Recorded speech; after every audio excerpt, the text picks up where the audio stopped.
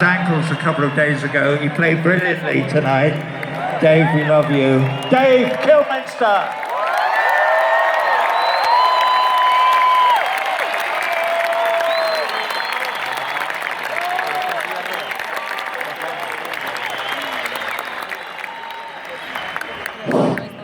Okay.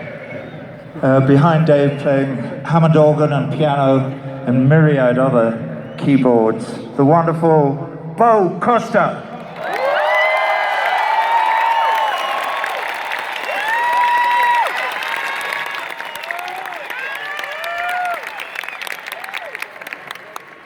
Next to Bo, also playing piano and guitars, and that wonderful slide guitar, a very old friend and longtime colleague of mine, John Karen.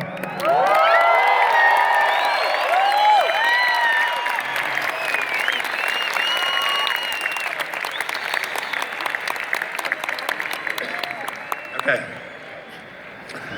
Over here on stage left, great musicians who I was lucky enough to meet when I was making the last album I made, Is This the Life We Really Want?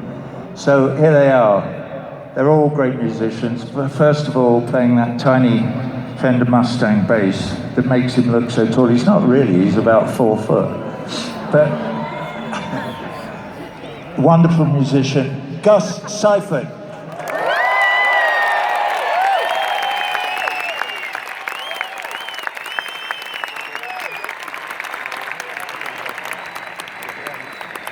Okay, next to Gus, up on the dais where he belongs, in the engine room, the guy who drives us all forward, the legendary Joey Waronker.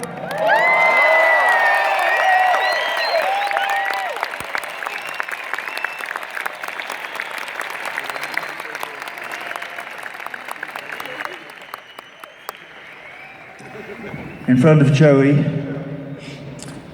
the resident hippie in our band. I've always maintained that every proper band should have at least one hippie, and we have. Also playing lead guitar and singing most of the lead vocals. From Southern California, Mr. Peace and Love, Jonathan Wilson.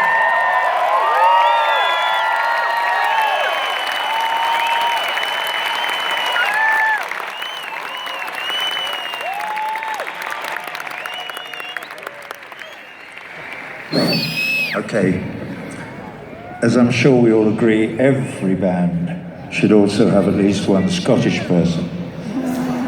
Oh, thank you. That's nice. Maybe I should just tell jokes. Not that that's a joke. Anyway, so standing next to me here, another very, very old friend and also colleague. This is the man who produced my solo album, Radio Chaos, back in 1987. So here he is, ladies and gentlemen, frae north of the border, frae Bonnie, Scotland, playing the tenor saxophone with such majesty, Mr. Ian Ritchie!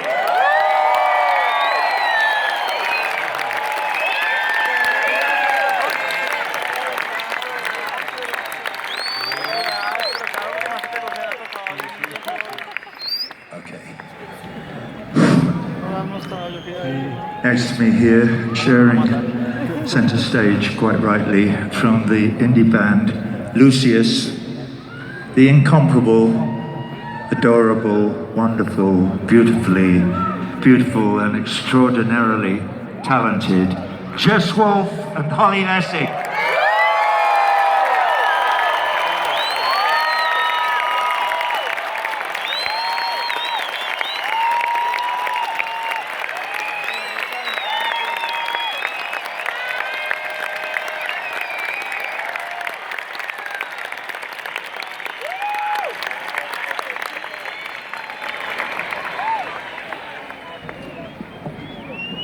Okay, we are going to do a couple more songs, but first,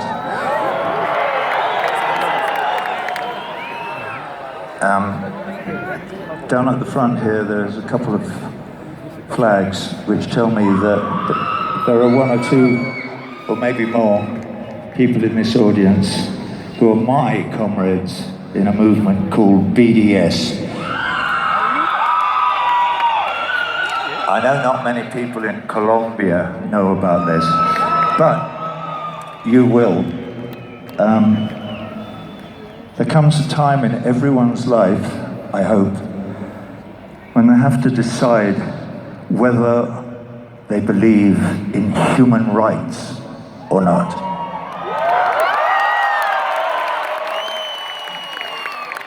I know most people believe that they believe in human rights, and I'm sure most people do. There's been a great deal of love in this stadium here tonight, which we feel on this stage, and this pertains.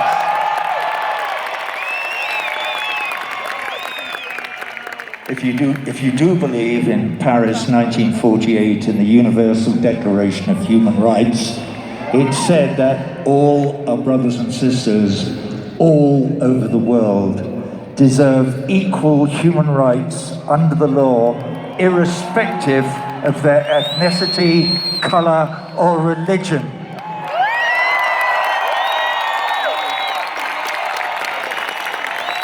So for these guys down here, and for the rest, I'd just like to point out, that applies to the Palestinians as well as the Israelis. This is not rocket science. Okay, a little closer to home. I've had a couple of letters from people from Bogotá, namely students. One of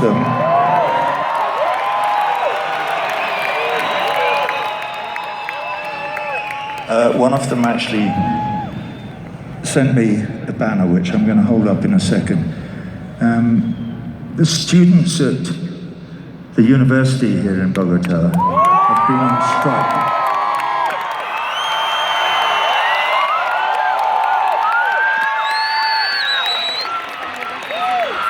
Trying to persuade the government to provide free further education for all citizens of Colombia, irrespective of how much money their parents have.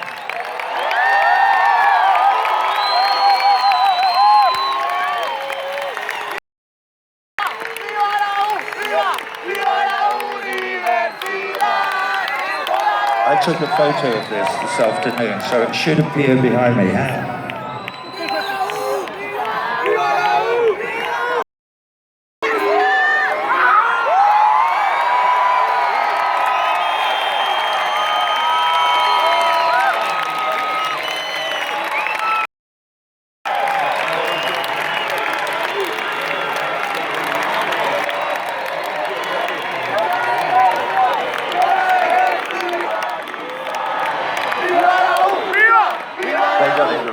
Okay, I had a meeting at half-time with 3 young people who had been in negotiations with your government this afternoon, trying to negotiate government money for further education for all Colombians.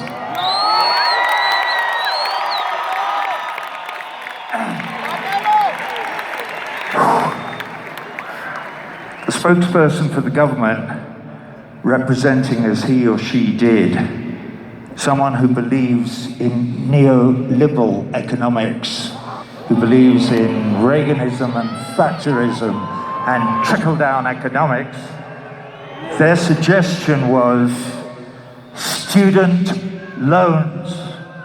Do you know what student loans mean? Because we have them in the United States where I live, they mean a lifetime of slavery.